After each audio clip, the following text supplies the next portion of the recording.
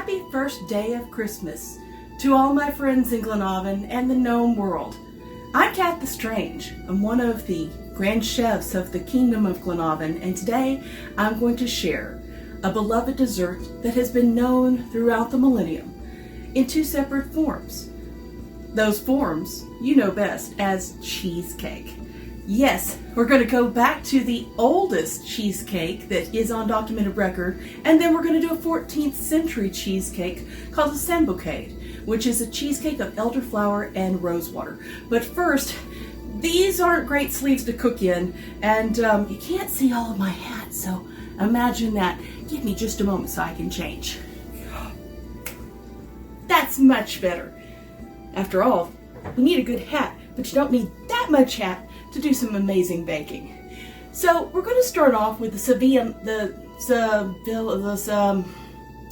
SAVILLUM recipe by Cato the Elder. Now, Cato the Elder, this Roman politician, was very big on the country life. He liked the simplicity, and he wrote a book, the earliest known work of Roman prose, called On Farming, or De Agricultura. In it, there are recipes for a couple of different cheesecake, including SAVILLUM. All that being said, what we want to do today is make some fantastic Roman-style cheesecake. So get out your Libra measurement, because we're going to need a Libra of this and a Libra of that. In fact, what we're going to need is 2 1/4 Libras of cheese, 1 Libra of flour, 1/4 Libra of honey, and an egg. And if you like, some poppy seed. Now, if you don't have a Libra measure at home, that's okay, because they haven't been used since Roman times. This here is roughly 2 cups of fresh goat cheese. You can use fresh cow cheese, or you can use some ricotta, be just fine. Then I've also got right here about just over 1/2 cup of flour. Now, whole wheat flour is preferable, but in this case, because all I have available is all-purpose, we're going to use all-purpose flour. This is approximately 3/8 of a cup of honey. We will use some of it here and some of it there, you're going to see. We've got some poppy seeds to use a little bit later, and 1 egg. So, to start off, we need to mix this and this and this and some of that all together to make this cheesecake. Let's start off with our bowl of cheese and a big old spoon. Let's break up our cheese, make sure it's nice and malleable. And let's just pour our flour right in there. Get that nice and mixed up together so that the flour is incorporated. Notice you can still see all the cheese. That's okay. We got more liquids to add. Let's get our egg. Don't try this at home. You always want to break your egg in a separate vessel, but I'm going to see if I can do this without having to break it in a separate vessel. Whoop. Wow, that was a mess.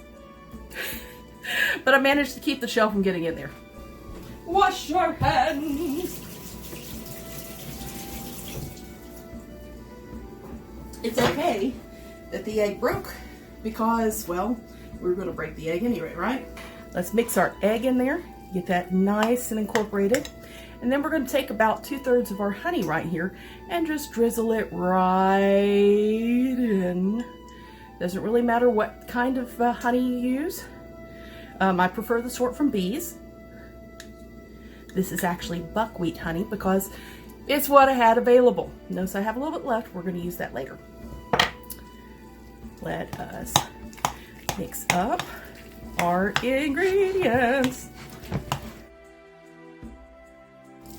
You got to keep mixing it until it all comes together. Notice how it's starting to become a bit of a mess. That's okay. It can be a mess. Mess is good, right? Now, I probably should have told you before that I heated up my oven, and because, well, we didn't have exact measurements back in Roman times, I just set it to the practical 350 degrees to see how it'd go.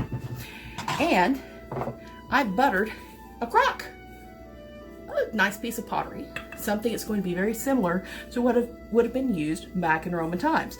And what's important about this crock is that this crock has top crock, yeah.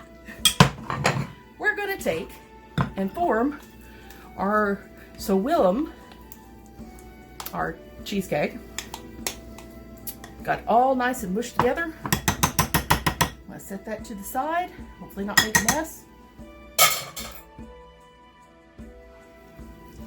And we're going to pick the whole mess up with our hands and kind of make it into a ball, a cheesecake ball. Patty cake. That won't come on for several more centuries. What would the Roman version be of patty cake? Anyway, you see I'm rolling it into the ball.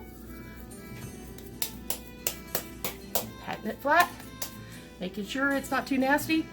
I greased my crock. Now I'm going to drop a cheesecake right in there. I probably could have done a better job. I'm going to go ahead and take the little bit that I got on the edges off with a wet paper towel because that's just going to burn otherwise. Crock, top, pot, oven time.